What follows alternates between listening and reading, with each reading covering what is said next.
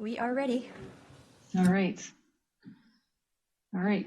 Good evening and welcome. I call to order the June 28th, 2021 City Council Successor Agency to the Redevelopment Agency Housing Authority regular meeting. Would you all please stand and join me in the Pledge of Allegiance? I pledge allegiance to the flag of the United States of America and to the republic for which it stands, one nation, under God, indivisible, with liberty and justice for all.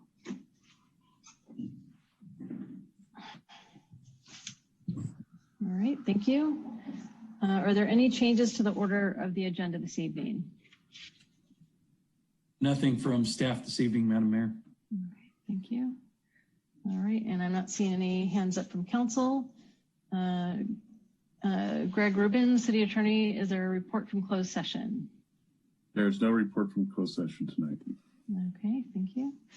All right, we'll move on to item 5, council communications and announcements. These are brief items from members of the City Council regarding upcoming events in the community and correspondence that they have received. They are informational in nature and no action will be taken on these items at this meeting. I see Vice Mayor McDowell. Thank you, Madam Mayor. This is actually I'd like to ask for a council communication. I'm wondering, given our last meeting and our vote about Laurel Street, if there's an update from the downtown subcommittee about next steps or when that committee might be meeting. Yeah, I think we've got a meeting scheduled coming up in early July. I don't think it's scheduled yet, but I think staff was working on it. Yeah, we were targeting, I think, early next week, first half of next week for a meeting if the subcommittee is available or the first available date after that. We're putting together, we're having a big all hands staff meeting this week in preparation of the subcommittee meeting to help flesh out a lot of the issues that the council talked about at their last meeting and some prior thoughts that the subcommittee had shared with us so that we could start to craft a list of options, recognizing that it seemed like there was a desire on the part of the council to see, some interim plan come forward fairly quickly. And I know some of the council members this week are meeting with merchants and business owners downtown. I'm meeting on Thursday, I think, with a group from the downtown, so we'll get some more feedback there, which I think will be helpful timing in advance of our next meeting. We will hope to get any items that, the subcommittee's recommending back to council on their next agenda, if time's permitting. If it's not permitting and, the subcommittee's in agreement and the changes make sense, I still have the emergency authorities that are granted under the current declaration of emergency so that I could put changes in place and then the council could choose to ratify or not that decision at the earliest available council meeting. So we have quite a few tools available to us to help with any anticipated changes to the current configuration or program of the downtown.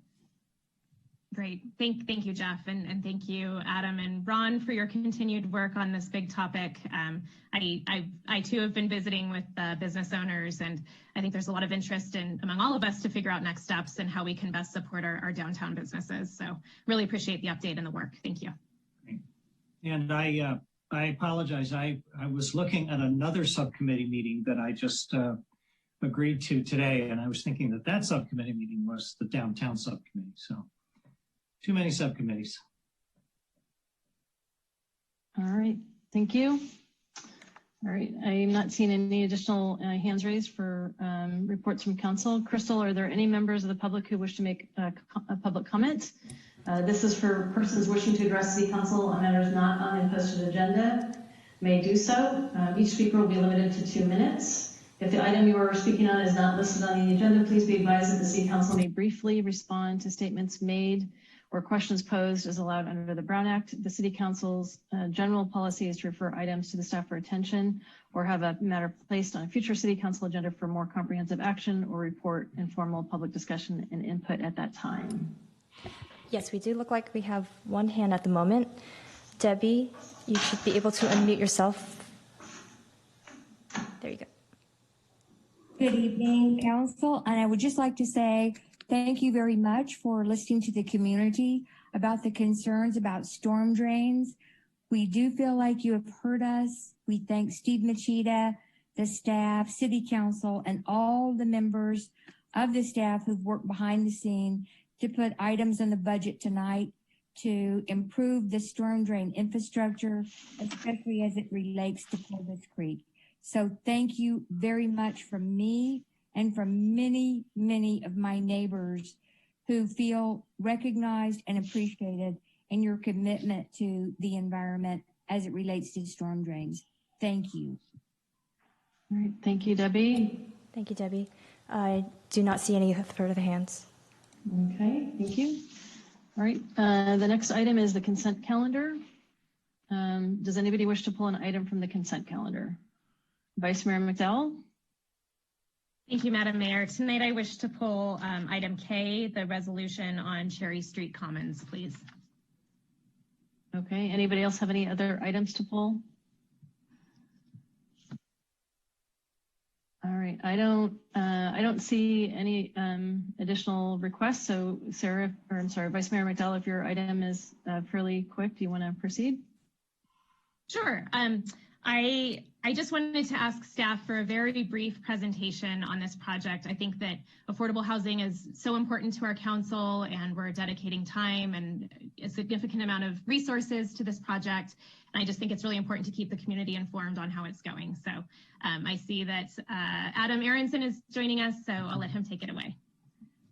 Thank you, Vice Mayor McDowell. Yes, I'm Adam Aronson. I'm the city's Economic Development and Housing Manager. I'm happy to give an overview of this project. So it is a 100% affordable housing project at 1232 to 1244 Cherry Street. It is a partnership with the City of San Carlos, HIP Housing, and Eden Housing. And it is a workforce and family-oriented housing project. So that means there's a variety of unit types that will be in the project. And it's ideally located near downtown with access to transit, schools, the library, shopping, and parks. And Crystal, do you mind advancing the slides for me? Thank you. So on the left here, you'll see an overview of the area, and the red outline is the properties in question. And on the right is the site in question. So that red dotted outline shows where the actual development will take place. And it will result in the alley being relocated to more align with the existing alley behind Wheeler Plaza, and then exit straight down to Cherry Street. Next slide, please. And so what we expect to get out of the project is 30 to 35 affordable housing units. And it'll be a mix of 1, 2, and 3 bedroom units. Now, as the council may remember, earlier the project site was a bit smaller and it was mostly made up of studio units, but we were able to identify a small city parcel located between Wheeler Plaza and the existing site. And by adding that to the project, we're able to expand the size of the units so we could get 1, 2, and 3 bedroom units and make it a more family-oriented development to help meet a great need we're seeing in the community, and to also help make the development more attractive towards tax credit financing. Next slide, please. And so in terms of the city contribution, the city has an escrow already allocated $2.8 million for acquisition of the site of the property at 1232 Cherry Street, which is needed to help round out the site and enable us to relocate the alley. And then the council has allocated $4 million for project development. $1 million comes out of that $4 million for this pre-development loan agreement. And so what this agreement will do is help to facilitate funding for pre-development due diligence, architectural and design services, approvals and entitlements, and other related work, and really help the project start to move forward. It does not commit the city to approving the project at this point, and then the remaining $3 million will be distributed at a later date, according to the terms of a development and disposition agreement, which would need to come before the council for approval. And that $1 million comes from Fund 29, which is the city's housing and lieu fund. With that, I'm happy to take any questions you may have. Are there any questions for Adam, Vice Mayor McDowell, and then Councilmember Dugan? Thank you. Adam, just two quick questions. I just wanted to confirm that with the $1 million on our agenda tonight, that's a loan. Correct. Okay. That's correct. And then Yes. what is the time frame for getting this project, seeing it all the way through? I know we're so very early in the early stages, and I just think it's really important to kind of clarify for the community what the timeline could be. Yeah, so we're still a little ways out from where we get to the point of construction or anything like that. Right now, it's just going through design and pursuing entitlements for the project and helping to flesh out what the project will actually look like. In terms of entitlements, we expect that to perhaps happen and maybe get approvals in 2022, in the first half of 2022, ideally. That's the goal we're aiming for right now. And then sometime after that, if approval goes through, is when construction would begin. Great. Thank you very much for the presentation tonight. All right, Councilmember Dugan. Great. Thank you, Madam Mayor. And thank you, Vice Mayor McDowell. I appreciate you pulling this item because it is such a terrific project. And I commend staff for all the good work on this. Having a 100% below market rate project like this in our downtown core is just fantastic. And I know it was a lot of work assembling those parcels, et cetera. So we've done some good work on this. And my only question is, I know this is kind of a typical first phase of a project, the due diligence and the initial planning stages. Are there any showstopper type issues foreseen, or have you bumped into anything yet, or is it all normal course, full speed ahead on this one? Yeah, so far everything's normal. The one thing that has delayed us slightly is we're waiting on a court date to determine the final purchase price of the property at 1232 Cherry Street. And there have been delays in the courts as a result of COVID. So we're kind of waiting to figure out when we'll get that date set and can finalize that price, which will be necessary before we can move to doing the DDA. I see. And I'm sorry, that's the price, the purchase price is not finalized? That's right. The final price has to be determined by the court, but we have an appraisal for it, and we have a good idea of what it will be, but we just have to have it confirmed. Understood. Okay, thank you. Okay, thank you. All right, Crystal, are there any members of the public who wish to make a comment? I do not see any hands. Okay, thank you. All right, so with that, I'll entertain a motion for the consent calendar.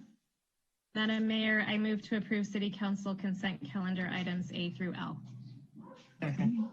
All right, any further discussion? All right, Crystal, can you call the roll, please? Councilmember Collins? Yes. Councilmember Dugan? Yes. Councilmember Rack? Yes. Can I just ask one procedural question? Since that was pulled, can we just put it back in the consent calendar? Or do we have to vote on that separately? Since it occurred before the vote, you can just vote on it all at the same time. Got it. I just appreciate the clarification. And yes. Thank you. Vice Mayor McDowell? Yes. And Mayor Parmalohan?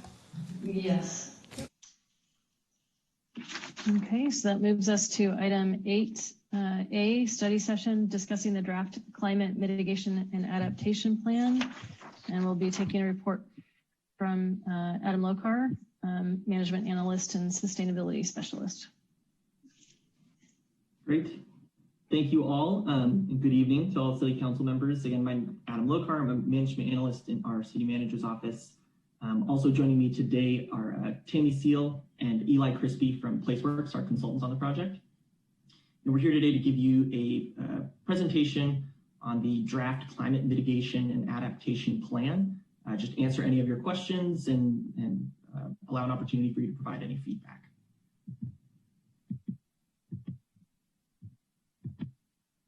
There we go. This is just a look at the project team. Rounding it down on the city side is Tara Peterson, our assistant city manager, and Nicole McDonald. And on the Placeworks side, the associates, Jacqueline Proston, Jessica Robbins. I'll start things off just with kind of an overview and provide some context behind this project. We already, as a city, have an existing climate action plan. It was adopted in 2009 as part of our general plan update. It's a strategic plan to reduce our community's greenhouse gas emissions, and it set the target of reducing them 15% below 2005 levels by and identified 21 measures to achieve that target. As you'll see in a moment, as of the most recent year we have data in 2018, we are 25% below 2005 levels. So we've already surpassed our 2020 goal. So the new plan, the Climate Mitigation and Adaptation Plan, we're calling it CMAP for short, it both updates and expands on the 2009 Climate Action Plan, really to ensure that the city remains consistent with state regulations related to greenhouse gas reductions and also other changing conditions. So it provides new greenhouse gas reduction goals looking out to years 2030 and 2050 and identifies strategies to achieve those targets. In addition to that, it also looks at potential climate change related impacts and vulnerabilities and identifies strategies that support kind of climate adaptation and resilience. It provides an implementation and monitoring program to kind of guide staff in executing the plan, and will also have an environmental review that's consistent with the California Environmental Quality Act. This is just a big layout of the document. The executive summary just provides a high-level overview. The introduction describes both the purpose and the kind of regulatory framework and how the plan was prepared. The greenhouse gas emissions chapter is an analysis of our emissions, both inventory and a forecast of those emissions going forward, and sets out the greenhouse gas reduction targets. The vulnerability to climate change chapter includes the process for developing the vulnerability assessment and provides an overview of the city's populations and assets and how they may be impacted by climate related hazards. The greenhouse gas emission reduction pathway provides the goals, strategies, and actions chosen to help San Carlos achieve the reduction targets, including the amount of emissions reduced for each strategy and the associated co-benefits. And then the adaptation pathway chapter is very similar. It's just focused on climate change adaptation. And then it finishes with an implementation strategy describing how the plan will be implemented. I'll talk a little bit about preparation and timing. We began this project over a year ago, starting kind of with technical analysis of both our vulnerabilities to climate change and our greenhouse gas emissions. Over the winter and spring, we spent time developing both the mitigation and adaptation strategies. And now here we are in the summer, preparing and publishing the draft plan. So throughout this process, we've strived to create opportunities for public engagement through a variety of different means to ensure that the CMAP is reflective of our community's desires, values, and expectations. So in the first phase of community outreach, we announced the plan through a spotlight newsletter. We went and presented to all the city commissions to announce the project and invite participation. And then we hosted 2 workshops in August and October of last year to kind of kick off the project, show the community the revised greenhouse gas inventories, the vulnerability assessment, and gather their thoughts on possible actions the city could take to address climate change. We then took that feedback and crafted kind of high-level strategies, which then we took back to the community in February of this year with a third workshop to get their input on those strategies. It was also at this time that we engaged with different stakeholder groups like representatives from the business community, from local environmental groups, and also key partner agencies that will be assisting us in implementing this plan. We also met as city staff and again presented to all the city commissions to provide feedback on the draft strategies. And phase 3 is where we find ourselves here tonight. We have developed and released the public review draft CMAP. We'll be accepting public comment on this through July, at which point we're intending to go to the Planning Commission for them to make a formal recommendation before returning to City Council later this summer for possible adoption. With that, I'm going to hand things off to Eli Crispy to talk a little bit more about the actual components of the plan. Thank you, Adam. Thank you, council members. As Adam mentioned, I will begin with going through some of the technical components of the CMAP. Oops, looks like you closed it and let me pull it up again.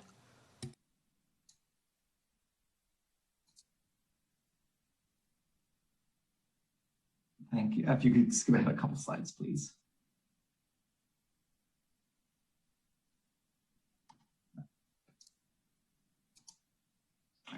So the vulnerability assessment describes how climate-related hazards like drought and sea level rise are expected to change. So we'll begin with the vulnerability assessment. It identifies, as Adam mentioned, people and assets that are most at risk of climate-related hazards and how susceptible they are.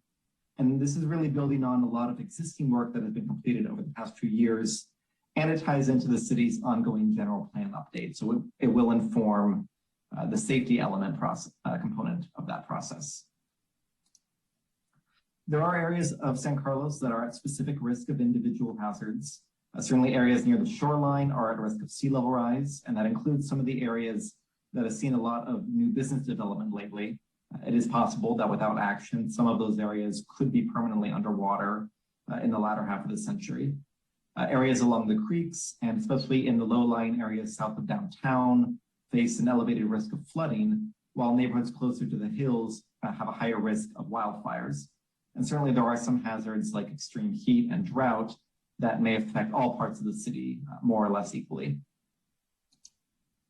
So the CMAP itself goes into much greater detail about the vulnerability assessment, but it is worth calling out a few of the specific findings.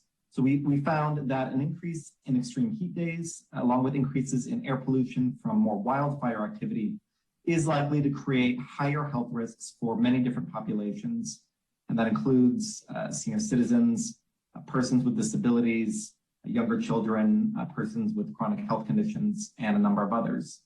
Many population groups, especially those with limited mobility, are likely to face challenges during evacuation events, and those types of events may become more frequent. And the vulnerability assessment also found potential disruptions to the energy network, and that can occur from wildfire, extreme heat, and severe weather events. So that's a quick overview of the background of the climate adaptation side of things, and I'll now talk about the greenhouse gas components in the CMAP. So a greenhouse gas inventory is part of the foundational work of the CMAP, and this is an assessment of the greenhouse gas emissions that are attributed to San Carlos. In the CMAP, we look at both the emissions from the entire community, residents, businesses, visitors, and so on, as well as those from the operations of the city government. So the CMAP looks at emissions as far back as 2005 in the case of the community and 2015 in the case of city operations, and charts how emissions have changed since then. This goes into a little more detail about what is included in the two different inventories. And you can see that the community-wide inventory is meant to cover the range of activities that occur in San Carlos, while the city operations inventory, that's really focusing on what is happening at city facilities and who is using those facilities. So here are the results of the community-wide greenhouse gas emissions from 2005 to 2018. As Adam mentioned, they are, as of 2018, 25% below 2005 levels. So they have gone down pretty consistently. Transportation, that's the green bar in this chart, that is the largest source of greenhouse gas emissions in all years, followed by residential and non-residential energy use, which are represented by the orange and the red bars near the bottom. Once we assess the historic greenhouse gas emissions, we can then project what those emissions will be like in the future. So we start by assuming that no action is taken to reduce greenhouse gas emissions. So as the population grows, as the economy grows, greenhouse gas emissions increase. Next, we consider the benefits of existing state programs and how those play a part in reducing future emissions. And lastly, we look at the benefits of existing local and regional programs on top of that, and we get a sense of what greenhouse gas emissions would be like if existing things were carried forward, but if the CMAP were not in place. So here are the results of that analysis. And you can see that without any existing programs at any level, emissions in San Carlos grow as the population grows. That's the top row in this table. Once state programs are factored in, the emissions are fairly steady out to 2050. And then when local programs such as PCE are factored in, emissions start to decline. So by 2030 and 2050, emissions are a little bit below where they were in 2018. And I should note that this does not include the recently adopted all-electric REACH code that is assessed elsewhere in the CAP and that will bring emissions down even more along with the other policies in the CMAP. Here's a larger list of some of the actions that San Carlos has taken from the existing cap to help reduce greenhouse gas emissions so far. As we just showed, these are likely to continue reducing greenhouse gas emissions in the future, and these have helped to play a foundation in developing some of the new greenhouse gas reduction strategies that are in the CMAP. So with these existing emission reduction strategies factored in, you see that the overall distribution of emissions doesn't change too much. Transportation does remain the largest source, but it does keep emissions well below both the 2005 baseline and where emissions were back in 2018. And with that, we can get into the greenhouse gas reduction and the climate adaptation strategies that are in the CMAP. So on the greenhouse gas side, the strategies are meant to reduce greenhouse gas emissions on a path that is consistent with the state's targets. So California has adopted a target of reducing statewide greenhouse gas emissions 40% below 1990 levels by 2030, and is working towards a goal of 80% below 1990 levels by 2050. So that's a pathway for reductions that the CMAP puts San Carlos on. I should point out that these are targets, and the pathways that go along with these targets, these are meant to be a floor for greenhouse gas reductions, not a ceiling. The city does have the option to go beyond this pathway to further reduce greenhouse gas emissions, or the city can prioritize certain measures or accelerate these reductions and try and hit these targets sooner. There are likely to be some new policy and technology innovations in the future that can further reduce greenhouse gas emissions that are not accounted for in the CMAP simply because we're not aware of them. So consider that the 2009 cap didn't include the full benefit of PCE. But the city took advantage of that opportunity when it became available, and it played a significant role, as you saw, in reducing emissions. So there may be more currently unknown opportunities like that become viable in the future. On the adaptation side, there aren't really specific targets to hit, but the CMAP does make sure that the city is complying with state laws to assess the harm that is posed by climate change and to develop strategies that improve community resilience to climate change and associated hazards. So getting into the strategies a little, on the greenhouse gas reduction side, there are 33 strategies in the CMAP, and they are organized around 8 goals that are really meant to reduce 5 key sources of greenhouse gas emissions in the community. Each of these strategies does include a number of targeted, what we're calling implementation actions that are very focused items to help the city put these strategies into effect. There are 2 ways to reduce greenhouse gas emissions. One is to decrease the amount of an activity that produces the emissions, and the second is to decrease what is called the carbon intensity. That is the amount of emission produced per unit of activity. So for example, if we were reducing emissions from transportation, the CMAP can reduce the amount that people are driving, make it easier for people to use other forms of transportation, for example, or the CMAP can decrease the carbon intensity.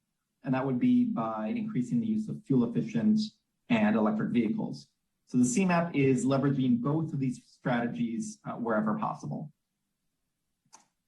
To walk you through some of the sectors in the CMAP and the associated policies, I want to start with the energy side of things. So recall that energy is one of the major sources of greenhouse gas emissions, and emissions from electricity have dropped 75% from 2005 to 2018. And that is largely thanks to PCE and the clean sources of electricity that it provides. Natural gas emissions have also declined since 2005. There's a much smaller amount of decrease since there isn't really an available clean source of natural gas the way that there is with electricity. But the new all-electric REACH code will certainly help to reduce these emissions in the future. Looking at some of the energy-focused strategies in the CMAP, you can see that it includes energy efficiency, renewable energy, decreases in natural gas use, and improving the resilience of the energy system to help protect against power outages. And that includes providing more resilience against the public safety power shutoff events, the PSPSs. On the transportation side, there was more traffic on the road in San Carlos in 2018, than there was in 2005. I'm sure that's not a surprise to anyone. But thanks to cleaner vehicles, emissions from transportation actually fell 14% over that period. So even though more people were driving, there were more cars on the road, total transportation emissions were down, largely because of cleaner cars. So the CMAP builds on existing efforts and new state-level activities to bring these emissions down even more.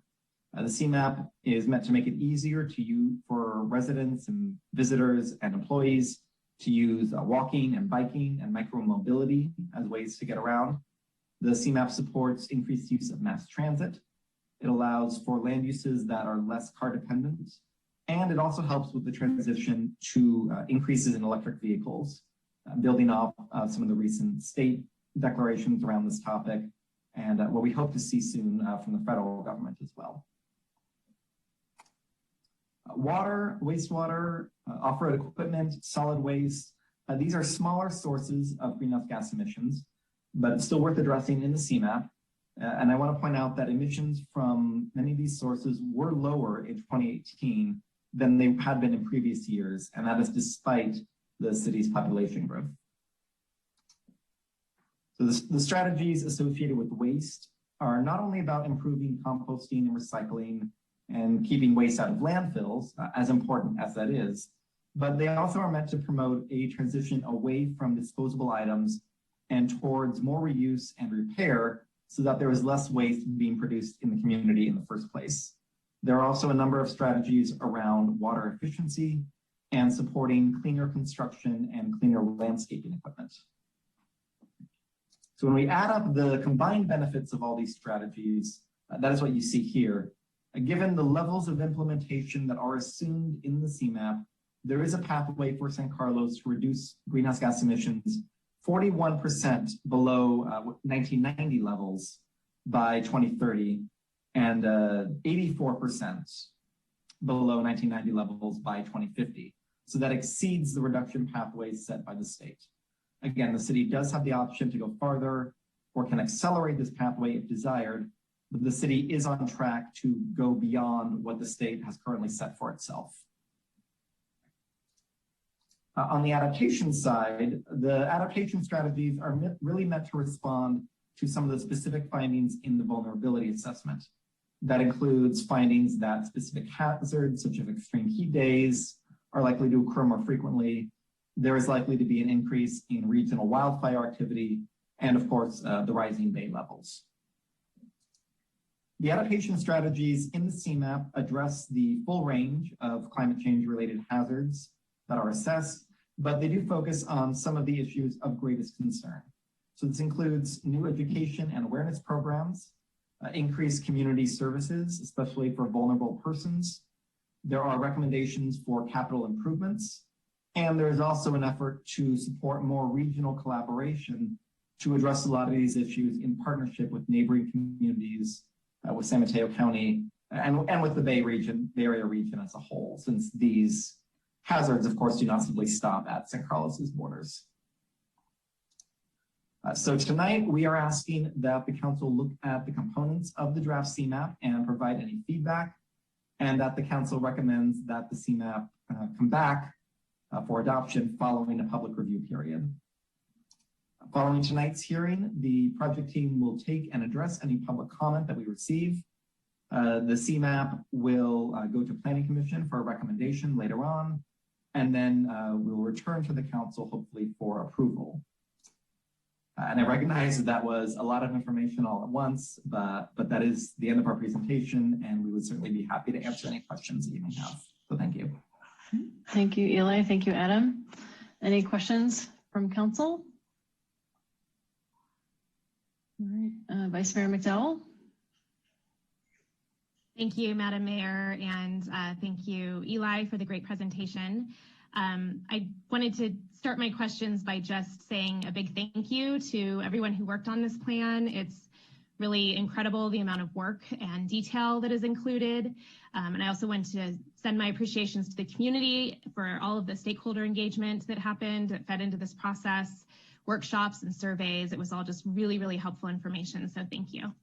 I have 3 questions and then I'll defer to my colleagues, but I might have a few more after everyone has had a chance to participate.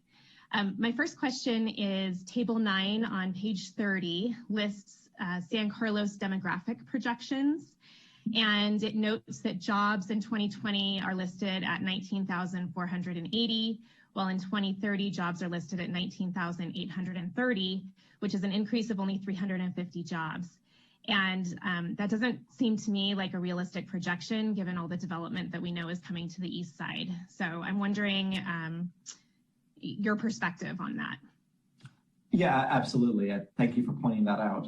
What is happening there is you see sort of a mix of 2 different sources that had to be used. The 2018 numbers are based on data from the US Census and the California Economic Development Department. The future projections are using recent projections from the Association of Bay Area Governments.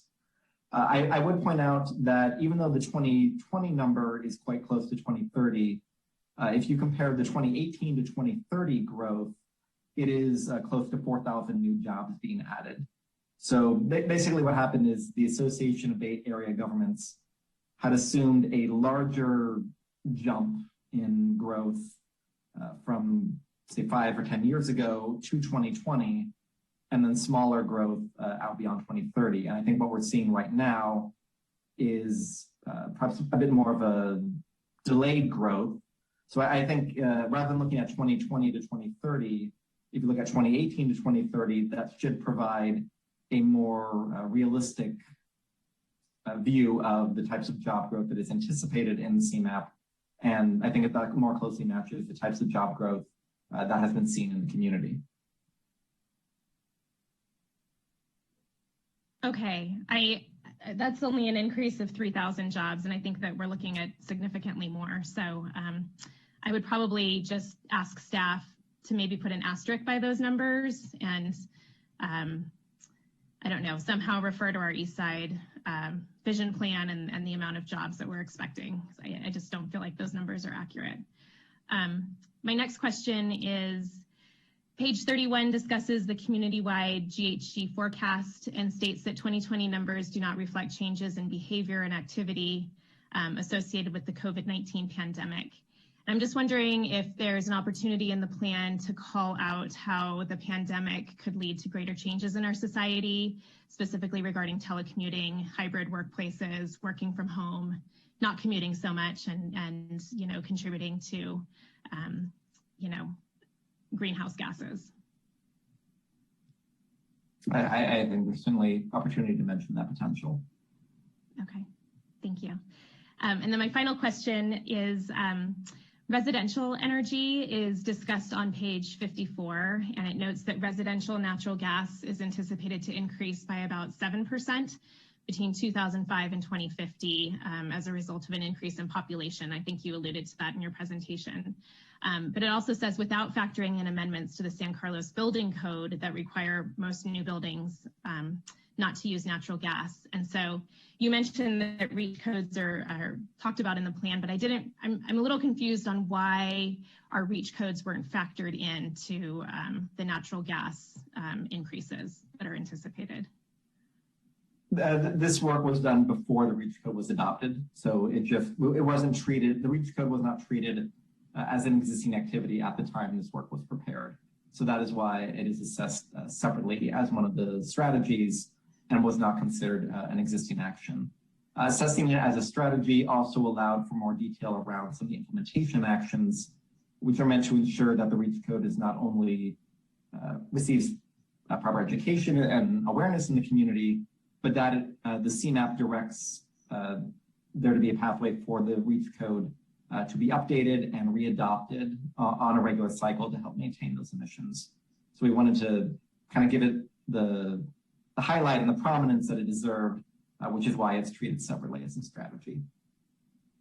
And I guess it's too late in the process to go back and try and edit those numbers to see what would be a more realistic expectation now that we have the REACH code? Well, the reductions from the REACH code are indicated in Chapter 4 of the CMAP, I believe. Okay, go back and check that out. I'll defer to my colleagues now. Thank you very much for your answers. Thank you. Councilmember Dugan. Yeah, thank you, Madam Mayor. And yeah, thank you for this report, staff and PlaceWorks, and appreciate all the community outreach. Very thorough, very extensive, kind of my first time really looking at kind of the full width of what as a municipality we can consider around climate action, which I'll save my comments on the importance of what we're doing here for later in discussion. But a couple of brief questions. First, kind of glad to see, obviously, our steady reductions in greenhouse gas emissions. And just, how do I come to understand that as far as, obviously we're not out there measuring that. How are those things estimated, and, how accurate is that really? Can we really hang our hat on those estimates? And, kind of how do you guys, what's the degree of confidence I can put in estimates like that? We are fairly confident in these numbers. We do follow all of the guidance and the best practices that are endorsed by the state of California that are recommended for use by local governments. This process is used, up and down the state and largely, throughout not only the U.S. but in many other countries. So we have a fairly high level of confidence that the numbers we're working with are accurate, and that the way they're assessed is kind of the best available method, given the availability of the data. Could you just give me a quick example, our number one source is transportation. So what is that? We measure automobile registrations or miles used, just give me a little brief flavor of how that gets measured. Certainly. So in the case that you gave with the transportation, there is a traffic model for San Mateo County, and there's one for the entire Bay Area, but there's also one for San Mateo County. And through BACMed and ABAG, we have, they have run that model and looked at what is the amount of trips that are generated by community members in San Carlos. So that's trips within the community and also trips between San Carlos and another location. So that gives us the amount of miles that people are traveling on an annual basis. We then combine that with information from the Air Resources Board and from the DMV about the types of vehicles that are registered here. And that gives us a pretty detailed assessment of the fuel efficiency, how many vehicles are diesel versus gasoline versus electric versus other fuels, and how much fuel they're using per mile. So we can bring all that information together, and that gives us the transportation-related emissions. So I wouldn't claim that it is absolutely 100%. There is no error or no margin anywhere at all, but it is it is accurate. It is consistent with the way this is done throughout the state. And we are, as I said, pretty confident in these numbers. Okay. No, thank you. I appreciate that color. And, and what I most appreciate is that, all that thorough analysis boils down to, 10 goals and 45 stated strategies. And some of those, it felt like we could really sink our teeth into. But I was curious, is that list as presented, is that prioritized in any way? Is there any way as policymakers we should be thinking about how to prioritize those, or, how do we go about digesting that? Because it's pretty hard to keep 45 things in mind simultaneously. Mm-hmm. It is not currently prioritized. I would certainly defer to city staff and to you and other decision makers on how it should be prioritized. What we've tried to do is lay out the information that can support making those decisions, the level of reductions that are achieved, some estimates around what it would take as far as cost or other resources, funding that might be available, partner agencies, and so on. So we're just trying to provide the tools and the information, and then we hope that the city will go through that prioritization process kind of as the time and as the resources become available. Okay, I see. I personally, I didn't really notice the tools or the data to prioritize those, or like the relative impact expected from each or the relative cost of each. So any more color we can gain on that would be appreciated. But great. Those are my questions. Thank you. Thank you. Councilmember Rack. Thank you, Madam Mayor. I just also want to thank staff, Adam and Tara and Eli, for all the great work on this and all the community input. I think that's fantastic, and it's wonderful to see so much coming together here. I had a couple kind of comments / questions. I just want to reiterate what the Vice Mayor mentioned in terms of the growth in jobs. And you know, we're looking at significant footprint in terms of commercial development and you know, making sure that we're capturing that when we're thinking about the reduction. I know the REACH codes will have some impact on that because we covered commercial development for that. But I guess my question is, and I didn't see it in the set of goals, is, you know, is there a way to capture, you know, maybe some recommendations or that staff, and we look at maybe in terms of some of the building codes and zoning codes, that we try to do more around electric vehicles, around transportation. I know there's sort of transportation demand is in there, but some more specifics around the commercial development, given that I think that's, I just can see our transportation sort of emissions and output going up significantly. And is there a way to sort of capture that maybe a little bit better to kind of target on that?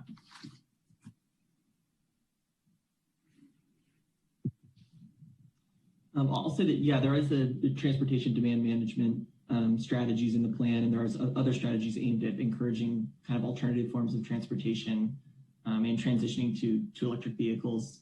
I'll say too that there are, you know, avenues through building code amendments like we adopted with the REACH code that require increased level of electric vehicle charging infrastructure for new commercial development as well, so that if people are driving to work, they have the opportunity to charge when they're there, that are included and explored in this plan. So. And have we talked at all about, thank you, Adam, for that clarification on that, things like bike share and other ride share program, sort of bike share specifically? We don't have that in the city in San Carlos, and sort of the potential impact for that. I don't remember that being part of the bicycle master plan, but something I wanted to just sort of ask about. Yeah, there is a strategy in there related to a micro-mobility pilot program. So something that the CMAP does recommend that we kind of research and consider. Perfect. That's all the questions I had. Thank you for all the work on this. Thank you. Councilmember Collins. Thank you, Madam Mayor. Again, staff, great presentation. I'm not sure who this question is going to be directed to, but I'm just wondering, I'm very impressed with how much progress we've made in the last 15 years. And I'm wondering if there's any other areas that you feel maybe we could improve our performance over what the state goals or guidelines are. Is there anything that maybe we could have done better but didn't do better? Or are we on track with in just about every area? I think it's safe to say that we're moving at a similar pace of most of the cities in our region. All of these strategies that are identified in this plan look to go, you know, build on what the state is already doing and get us to the goals, because we know that the state action alone won't get us there. But I don't have any specifics in mind for things that we would have done differently. That's right. I wasn't expecting that you might have. Just, it was sort of a general question to see if there anything you felt, you know, maybe we had not reached our goal. Most of the other questions I have or had were answered by the presentation, so I'm very grateful for that. And the only other question I have is that on that strategy 41, the community wildfire protection plan, I'm wondering if the study is going to include the possibility of constructing new evacuation routes out of our hills. The community wildfire protection plan usually focuses on fuels reductions and vulnerabilities, and I believe the evacuation routes are typically something that would be considered in the safety element. Eli, I'm not sure if you have any other information on this. Do you? Yeah, I mean, I think the safety element is certainly a good place to discuss evacuation routes, you know, especially now with the general plan being updated. The community wildfire protection plan could certainly identify a potential need, but I think there are probably better strategies like the general plan, the safety element, the circulation element, where it might be more appropriate to identify a new evacuation route if such a thing is necessary. I realize that it's not necessarily, exactly correlating with the climate action plan, but I would hope that there would be a reference to it so that it would give it a little bit of a weight when we start talking about the other areas where it will be important. This is Tara. One of the things that we are doing is making sure that all these plans are connected to one another. Al might be able to better speak about what the safety element is going to include. Al, are you able to answer Councilmember Collins' question? Yes, thank you. And good evening, Madam Mayor, members of the City Council. So we'll be looking at things that are currently in our general plan, like mitigation for fire and earthquakes and other natural disasters. So pretty much anything you can think of with regard to natural disasters. And it's a policy document. So the safety element is a policy document, and we'll be working with our fire department very closely and law enforcement as well to bring some ideas to the community. We'll be starting with those community meetings on the safety element in the next month or two. Thank you, Al, and thanks to everybody. Those are my questions. Right, thank you. So I also want to lend my thanks to the community for participating in this process, and I know you'll continue to do so and provide your ideas and share your concerns. I want to thank Adam, Nicole, Tara, and PlaceWorks for your help on this. I was really pleased with really how thorough the document was and all the various inputs that went into it. So thank you. So just a couple, questions. I want to kind of circle back to something Councilmember Collins was talking about a little bit in terms of the goal and the aggressiveness of the goal in terms of meeting state standards. I think it's fair to say that broadly the community is, extremely concerned with climate change. We just went through an early heat wave.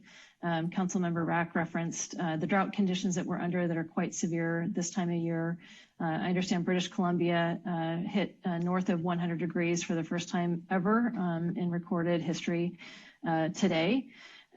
So I think there's a kind of a general feeling that, we have a crisis right now and, we really need to address it as fast as we possibly can. So can you speak to us a little bit about kind of the reliance on state goals? Are those something that are, we feel comfortable that we can hit? Are those something that we feel concerned about hitting, but it's a stretch goal? Is it easy to hit those goals? And if so, would you recommend that we approach the targets from a more aggressive standpoint?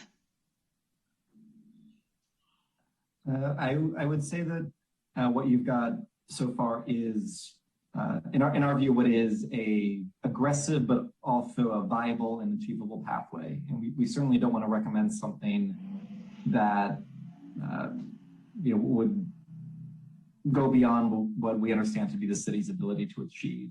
We recognize that that doesn't do anyone a whole lot of good. So we have tried to lay out a pathway that meets and slightly exceeds the state goals, which are themselves quite aggressive, and do so in a way that is consistent with with the values and with the direction of the community members, and we think is consistent with the resources that are available to the community.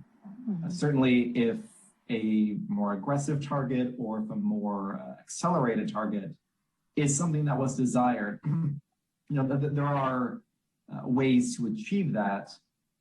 It would depend on whether the funding to do that would be available, and if the community was sort of ready, if you will, to commit to those more aggressive reductions.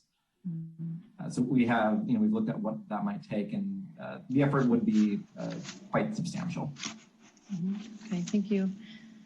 All right, and then kind of a couple more questions. So getting with respect to that sense of urgency I think there's also a feeling that, it might be helpful if we were to have more regular conversations about this and discussion points. So Adam, right now we have pretty much on the docket that we have a check-in once a year on this.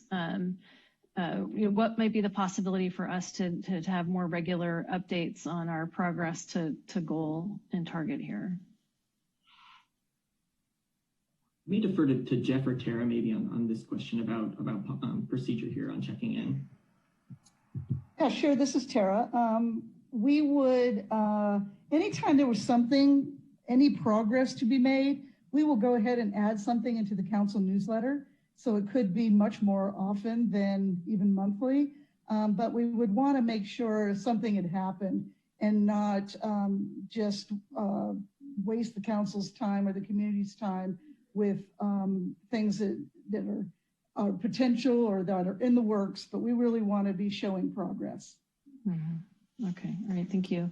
All right, and then the other feedback that I've received from the community is around the levee. So there's an effort underway, One Shoreline, which is taking a look initially at the Foster City, San Mateo area up north towards SFO around increasing the height of the levee. And I noticed, Adam, in one of the graphs that you showed that there is a portion of San Carlos that where there's a levee that is kind of vulnerable, I guess. And so I'm just wondering kind of where are we in the process as the city of San Carlos and participating in increasing the height of the levee to address bay level rise. And I see, Jeff, you have your video on, so I'm assuming you might want to address this question. Yeah, thank you, Madam Mayor. This is an issue that's sort of long standing in San Carlos, as well as our neighboring communities. So this is not a new issue for us. I think it's a good issue because it helps paint the picture that things like the CMAP help nurture our other plans in guiding documents like the general plan and its various elements, as well as our strategic plan and our budgeting process. And over time, certain things just become part of our operating day to day. They sink below the water line and just become a normal, no pun intended there. They become part of our normal thinking and operations. And the levee is one of those.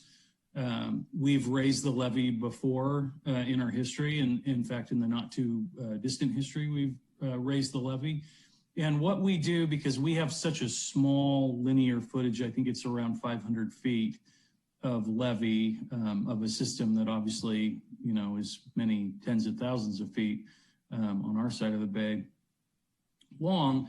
We're a very small player, so we participate in the regional dialogue around it. But really, what we look to is our neighbors on either side of us on the bay, Redwood City and San Mateo and Foster City, in those areas, for what they're doing with levee projects, and then we piggyback on them. So we'll include our segment as part of their project and work out an agreement with those agencies to pay for our linear footage. It makes the project bigger, more cost competitive when it goes out for bid, makes the project in maintaining the levees more competitive, more affordable for the taxpayers. But unlike some of our neighbors, because it's such a small project for us, it's not really been something that we needed to do a lot of long range planning for, to be sure that we had the financial resources in place to be able to take on a large scale project. This really falls more in line with a lot of just the annual maintenance projects that we tend to do in the city. It's not a small number, but it's not a big number by any stretch either. And so when those projects are ready to go forward, we usually know, at least a couple of years in advance, and we build those into the city's capital budget, bring them forward for council consideration. And then the project goes forward and the levees get raised. So I'm confident that, that San Carlos very much has this issue well in hand and will continue to be, a good partner within the region in terms of maintaining our levees. We're certainly not going to be the low point in the system. Okay. Thank you, Jeff. I appreciate that. Vice Mayor McDowell, I see you have your hand up again. Thank you, Madam Mayor. If you're finished with your questions, I had two very quick ones, and I really appreciate you asking the sea level rise question because that was on my list. I know that's top of mind for a lot of people in our community. My question is on the neighborhood hubs that are mentioned in Strategy 13, which is encouraging the establishment of these hubs within existing residential neighborhoods that would be kind of small scale retail and service uses. And I'm having a hard time envisioning what that would look like in San Carlos. So I'm wondering if you could just paint a little color on that. The only place that I could really imagine it happening is if the Black Mountain property turns into some kind of a neighborhood. So just curious about that. Hi, this is Tara. I think Al would be most suited to answer that question.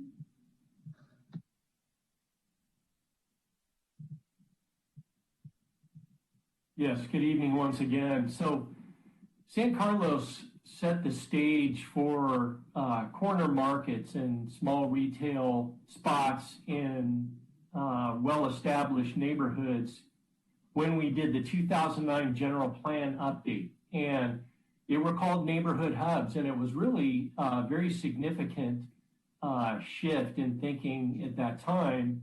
And the community supported the idea of, even in, again, these single family residential neighborhoods, well established, to say there could be a parcel on the corner that might have a small market like the one we have in the Devonshire area.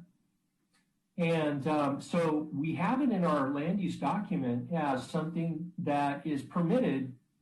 You'd have to get a use permit to do it. So someone, let's say you have a corner lot in a neighborhood, theoretically, you could come to the city and say, I want to either convert my house into a small market or, maybe a coffee place or something like that. And you'd go to the planning commission and you'd have a hearing, and there would be consideration of a use permit. And they would consider things like where people would park and any mitigations to the neighborhood. So we set the stage with that a number of years ago, but as you can imagine, it might be somewhat of a challenge to actually go ahead and do that. Okay. Adam, I'm sorry, Adam, is there anything else to add to that? I don't, but if there's other questions, I'd be happy to answer them.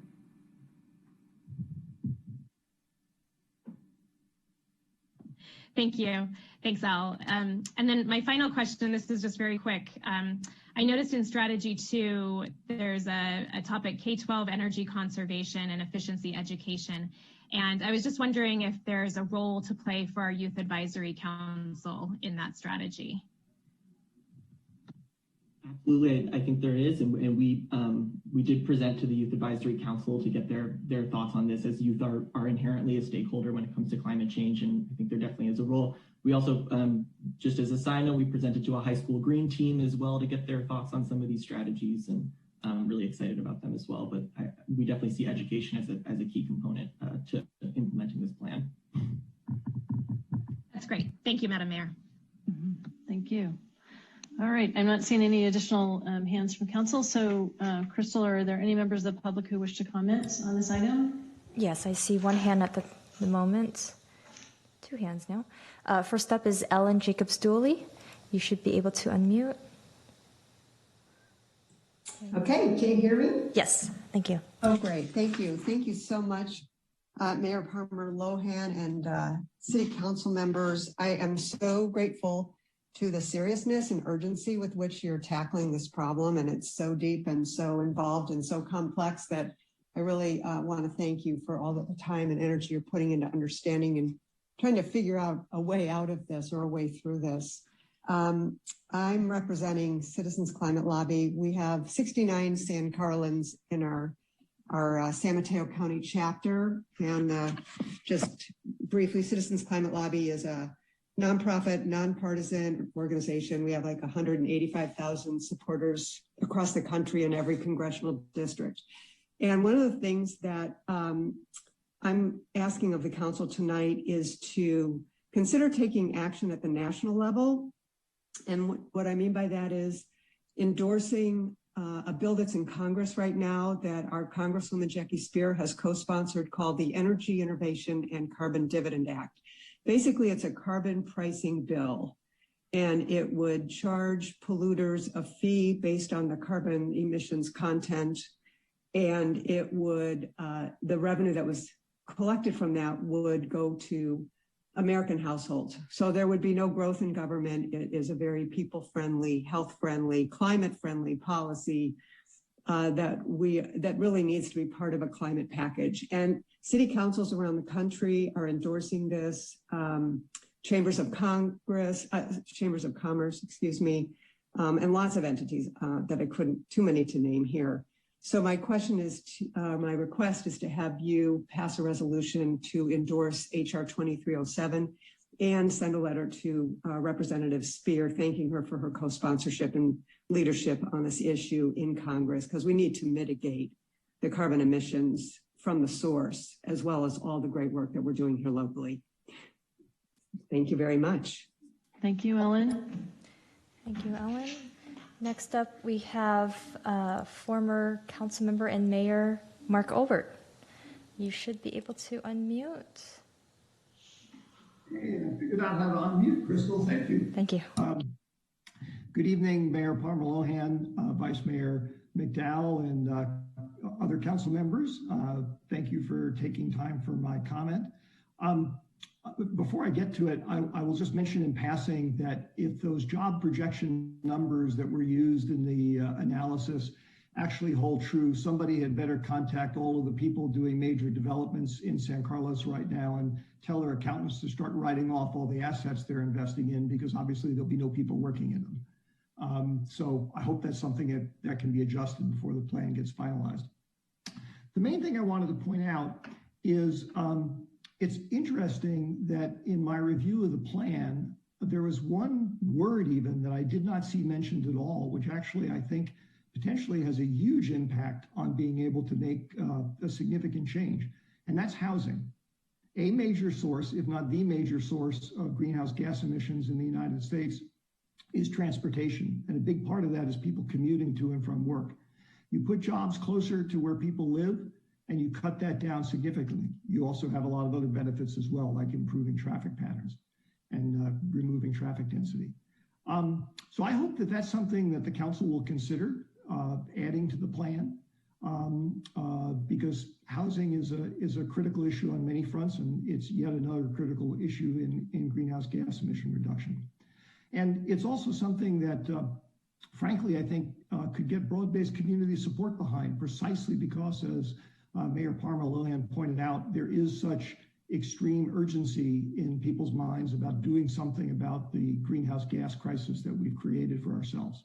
So thank you very much for taking my comment, and good luck with the rest of your meeting. Thank you. Thank you, Mark. Thank you, Mark. The last speaker we have is Suzanne Emerson.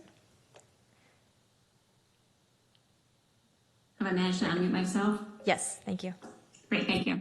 I'm happy to see that council and staff have put so much work into this draft CMAP. I'm happy to see that individual elements are assigned to different city departments to track and be responsible for.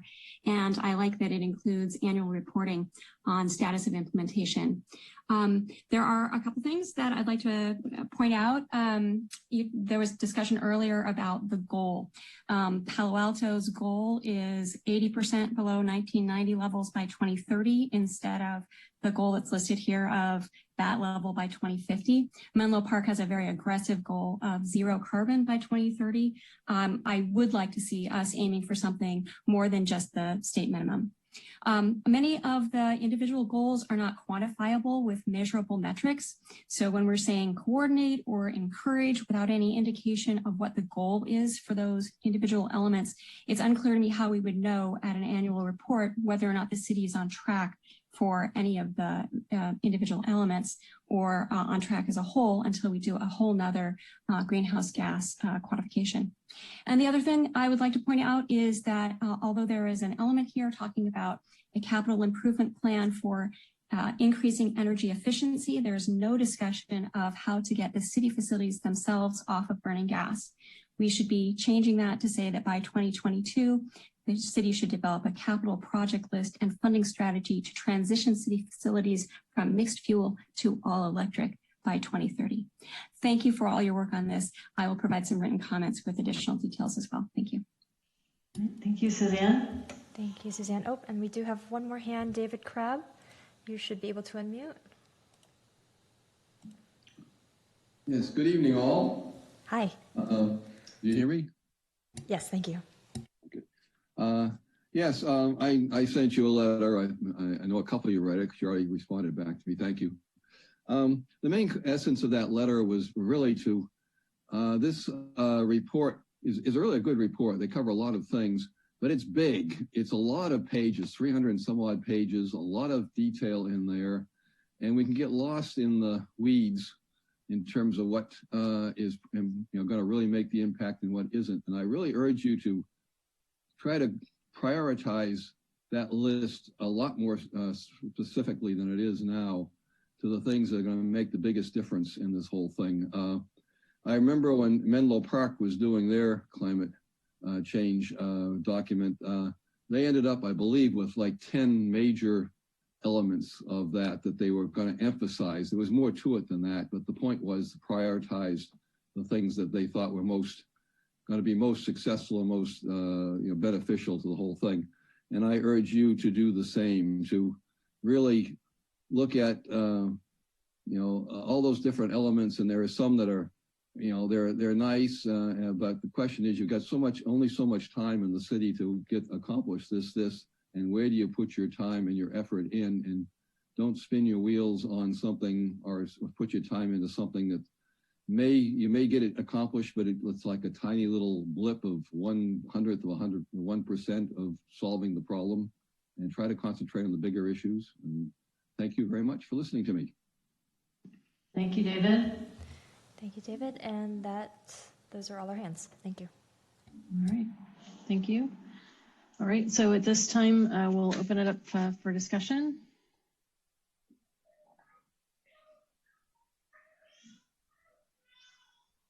All right. We'll go Councilmember Rack and then Councilmember Dugan, followed by Vice Mayor McDowell. Thank you, Madam Mayor. And I appreciate all the public comment. And I guess I would just want to I think as I mentioned earlier, I think just a couple of the items that I think we should make sure we consider is some of the larger development on the east side and the job projections to make sure we're accurate around things. And I just would like to kind of get some thoughts from the staff or in terms of what former Mayor Olbert said about housing, and also any kind of strategy around city buildings or any kind of changes in solar. I think it's something we've looked at before, and it's sort of a little bit challenging because of the makeup of the buildings. But just want to understand if there's any other thought around that. But other than that, I appreciate the work on that and looking forward to the next steps in the process. Thank you. Councilmember Dugan. Was that a question, Adam? Oh, I did have just a question about the housing piece and the city sort of buildings and how we can move towards more electrification. But if Adam or someone else can answer that. Yeah. On the housing side of things, I think with this coinciding with the housing element update, I think we look for that process to go as it's going and really have the discussion around adding housing in the community. On the city facility side, yes, there are strategies that we list in the plan about increasing solar in our community, including that on city facilities. We have done feasibility studies for solar and solar battery backup on a few city facilities. I'm familiar with one at the youth center in particular. So it's something that's being considered and thought about and talked about as part of this effort. Great, thank you. All right, thank you. Councilmember Dugan. Yeah, thank you, Madam Mayor. And I'll just say, this is such an important topic. Obviously, so many people in our community are concerned about it, and I hear a lot of concern from my colleagues as well. I'll just say, it's coming home to roost. We're feeling it in climate change, even here with our great climate in San Carlos, recent heat waves. We've lived in San Carlos, the Dugan family, for 20 years now, and we just pulled the trigger on air conditioning, which probably won't help. That'll consume additional energy. So as this thing runs away from us, it just gets worse. Also investing in air filters. We've had some horrible smoke days in our community. So I think, we all are awake to this issue and whatever we can do. So that means we got to, and I know this was a very detailed plan. A lot of work went into it, a lot of kind of standard metrics and how this is done has been applied to this. And there's a great place for that. But we can't miss the elephant in the room here, which is San Carlos is at a major inflection point. I think our former mayor, Mark Olbert, pointed that out well. I heard some of my colleagues point it out as well. Obviously the job projection is way off in this report. And we really need to be looking at this all through the lens of the fact that we're more than doubling the commercial development in our community over the next 5 to 10 years. Could be up to 3 million square feet of additional space.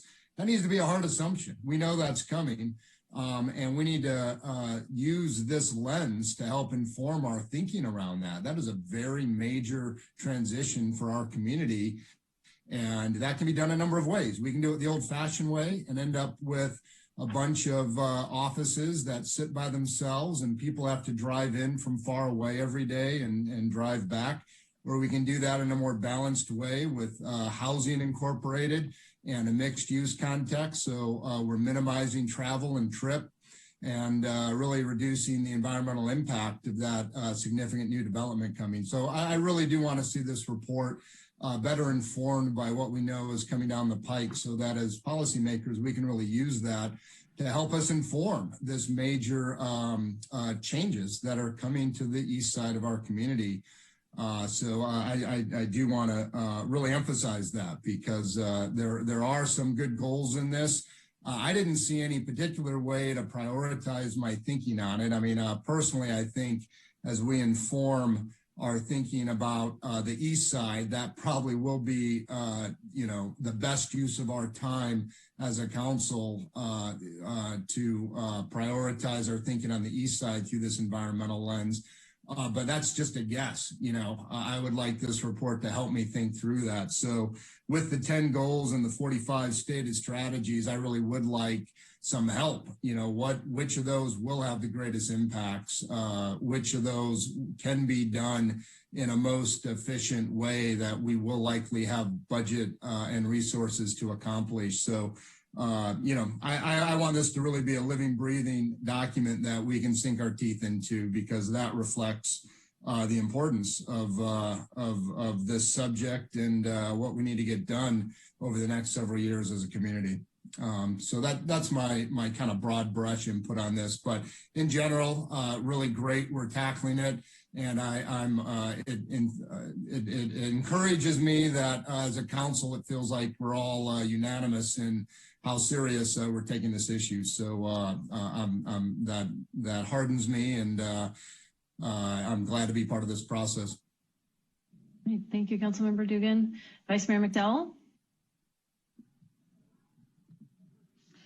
Thank you, Madam Mayor. Great comments, John. I just wanted to thank you for saying that. I have a couple comments, and then I'll wrap up. But I do think that there's a public education component here that hasn't been touched on yet tonight. And I looked at the city's website today, and there's a climate page and there's a sustainability page, and they're great. But I did, in reading through all the comments from the workshops and, feedback from the public, it sounds like there's just kind of a general request from residents to help make that information easier to find. Can we package the information? Can we publicize it more? Putting the incentive programs together, listing the grassroots organizations that can offer help, the incentives, the technical assistance programs. I think there's a lot out there. So someone requested suggestions for fair, safe landscaping, which I thought was a really nice idea for us to take on. There was a request for a map of charging stations in San Carlos. So I think if we can do some work into, the education component, that would be very valuable. Strategy 6 is on rooftop solar. And it mentions continued participation in the SunShares program to increase solar in our community, which is great. I was thinking perhaps SunShares could be linked on the city's solar permitting website to kind of link those two issues. However, I looked at SunShares website today and it says registration is closed for the 2020 season and discounts expired on November 30th. So I think that's an example of kind of the public looking for information, looking for help, and then feeling frustrated by the process. I too am open to calling out housing in the plan, especially as it affects commuting. I think that's a really valuable, even if it's a box, we have lots of pretty boxes in the plan of where we call things out. And if it can link to the housing element, I think that's valuable. And I too think that, you know, I don't know how this comes back to us, if it's part of the next budget round or how we prioritize funding. I did see, you know, time frames are listed for each action item, near term, long term, but you know, we might need to start funding some of the long-term accomplishments now. So I too would love some clarity on that. But in general, I think that, you know, San Carlos can act as a leader, and I'm really proud of our council and our staff and our city for trying to lead by example here.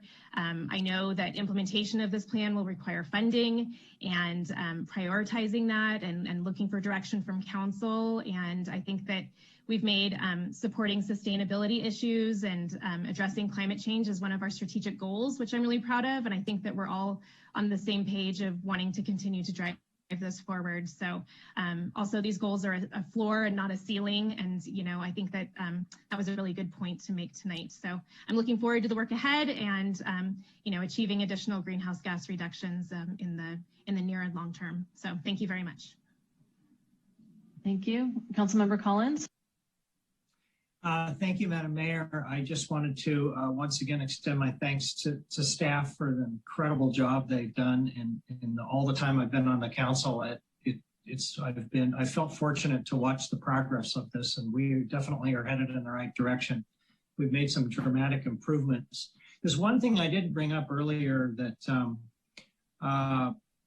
was briefly touched on. That's the goal 8 regarding, you know, the impact on our water supplies. And I really would like to see us maybe partner with Redwood City and Belmont and possibly some other cities to really get serious about a water recycling program. That is going to potentially make a huge difference. 500 million gallons of wastewater goes into our bay every single day. And if we can recapture some of that and use it for our community members for non-potable uses, that would go a long way into addressing our water shortage, which I believe is really only going to get worse. But other than that, this has been a great discussion, and I look forward to our continued progress on it. Great, thank you.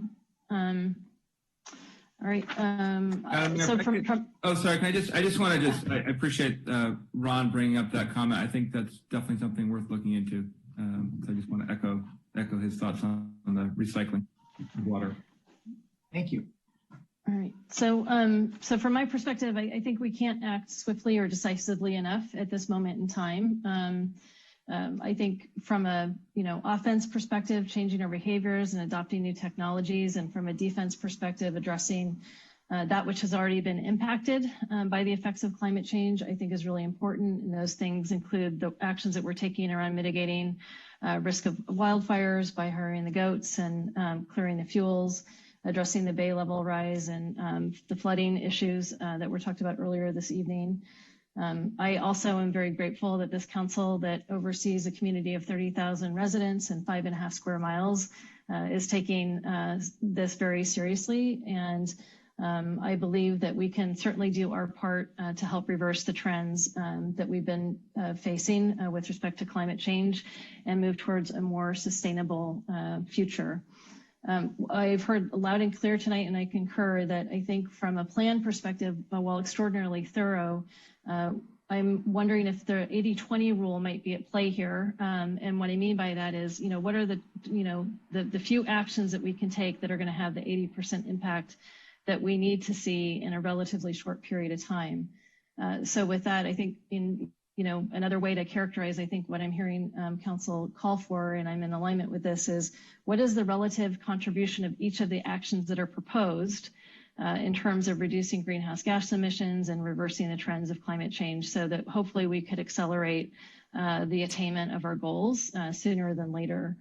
I do also agree that calling out a stronger linkage with our housing element in this particular plan, as well as making sure that our estimates in terms of future population, both for residents as well as people who are traveling to San Carlos every day to work here, is important. And I think we can also link that to, for example, making sure that our transportation demand management plan really encourages the use of shared and transportation, as well as other forms of mobility. I'm in alignment that education, I think, would be a helpful thing.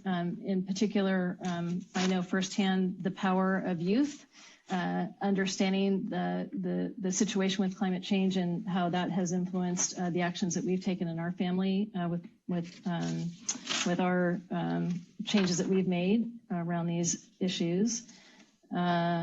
There are things that we've already talked about as council that we want to see. So we started the conversation on REACH codes and wanting to, we've adopted them. So I'm really pleased about that. We also have agreed that we would take another look at those sooner than later. So I would like to make sure that we keep an eye on that as well, because after transportation, it is buildings, right, that emit more greenhouse gas emissions. I also know that the partnership with Planeta Clean Energy is a strong one, and the goal there is for that organization to get to 100% carbon-free renewable energy by 2025. That will be really helpful. And there's a couple other things. I wanted to draw attention to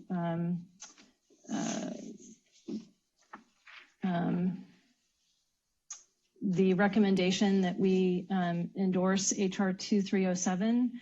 So for future, if the council would be willing to entertain that, we did share our support of that effort when it came to us a couple of years ago. It would be nice to revisit that, just to send an indication to Congresswoman Spira that we're in alignment with that approach, that we're supportive of that.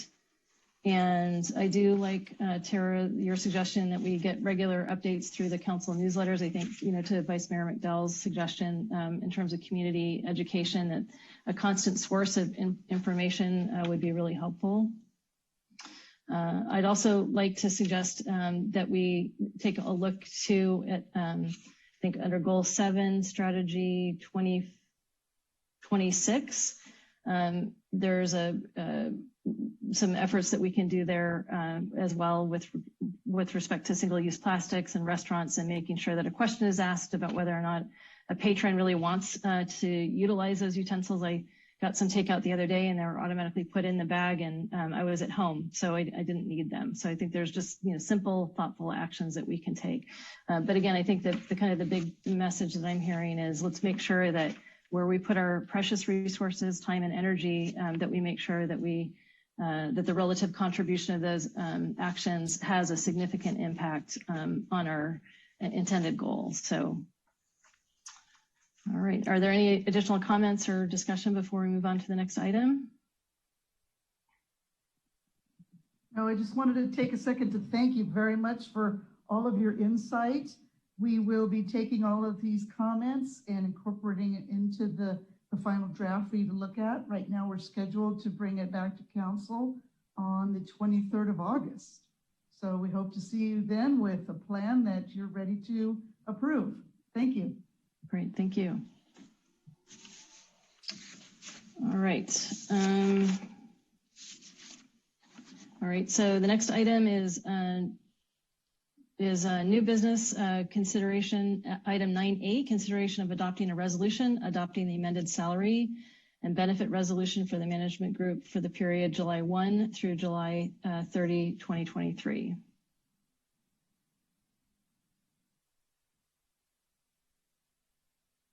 Good evening, council members. Angie Rodriguez, Human Resource Manager.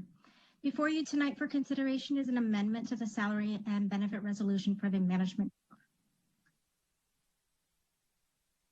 The amended provision of the resolution include a 2-year term beginning July 1st, 2021 and ending June 30th, 2023.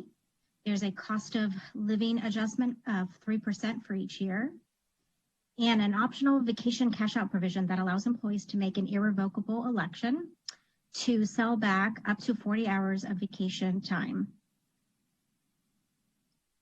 This resolution also contains a restoration of 2 benefits that were eliminated last fiscal year as a cost-saving measure in consideration of revenue losses as a result of the COVID-19 pandemic. Those benefits include the lifting of a 2-year vacation accrual cap that allows employees to have their excess vacation accrual liquidated by monetary payment. And lastly, a deferred compensation dollar-for-dollar match to a maximum of $400 per month. The additional estimated cost for the provisions just described are approximately $275,800 in the first year and $341,900 in the second year. I'd also note at this time, for the record, that the cost of living adjustment also applies to the city manager and the city attorney's employment agreement. And with that, I'll answer any questions that you may have. Thank you, Angie. Any questions for Angie?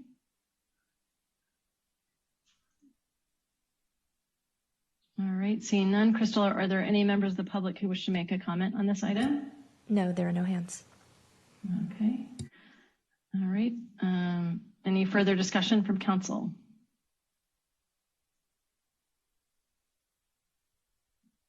Okay. I'd be willing to entertain a motion for this item. Madam Mayor, I'll move to adopt resolution 2021-61, a resolution of the City Council of the City of San Carlos adopting the amended salary and benefit resolution for the management group for the period July 1st, 2021 through June 30th, 2023. Second. All right. I have Collins is making the motion and Rack is seconding it. Any further discussion? All right. Crystal, can you please call the roll? Vice Mayor McDowell? Yes. Councilmember Collins? Yes. Councilmember Dugan? Yes. Councilmember Rack? Yes. And Mayor Palmer Lohan? Yes.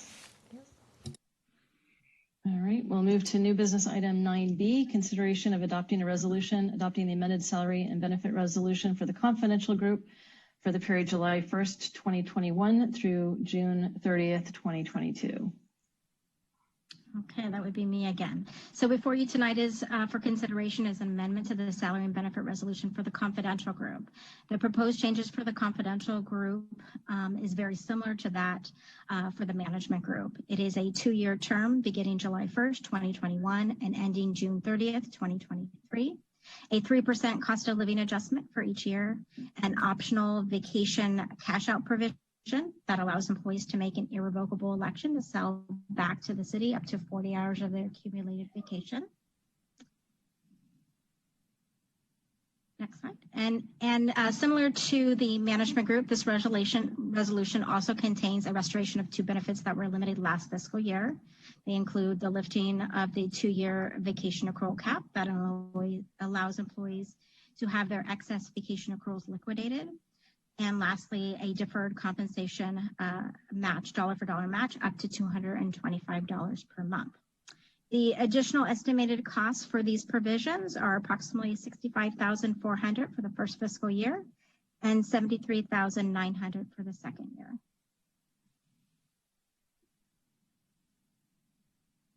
And I'm available for any questions you may have. All right. Does anyone have any questions on this item? Crystal, are there any members of the public who wish to make a comment? No, there are no hands. All right. Any further discussion? All right. Crystal, could you please call the roll? Oh, Madam Mayor, I move to adopt resolution 2021-62. A resolution of the City Council of the City of San Carlos adopting the amended salary and benefit resolution for the confidential group for the period July 1st, 2021 through June 30th, 2023. I'll second that. Right, so moved by Rack, seconded by Councilmember Dugan. Any further discussion? All right, Crystal, can you please call the roll? Okay. Councilmember Dugan? Yes. Councilmember Rack? Yes. Vice Mayor McDowell? Yes. Councilmember Collins? Yes. And Mayor Palmer Lohan? Yes. Okay. All right. Thank you. Thank you for that, Angie. So we'll move on to item 10, agenda setting. There is nothing listed on the agenda tonight for future discussion. Are there any items council members wish to bring up for future consideration?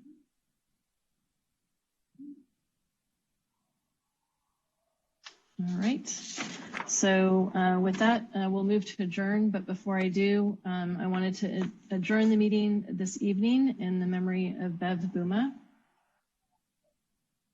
Bev Bouma started volunteering for the Adult Community Center in 2009, coordinating our health and learning lectures series. She provided 14 lectures a year, and in 2012 planned and coordinated our first Elder Care Resource Fair, which became an annual event now sponsored by the Daily Journal. In 2013, we hired Bev to plan and coordinate our trips and tours program.